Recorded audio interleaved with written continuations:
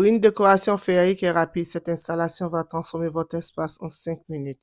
Moi, c'est Céline et bienvenue sur ma chaîne Célébration Créative.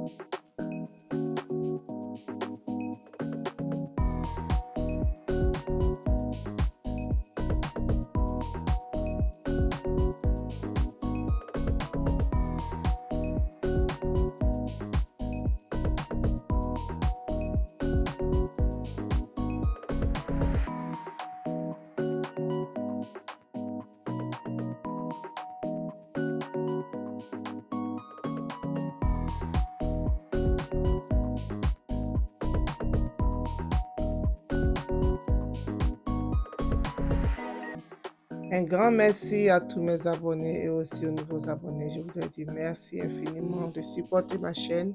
Petit à petit, on grandit ensemble. Thank you so much for supporting my channel. For the old subscribers and the new subscribers, that means a lot for me. Thank you.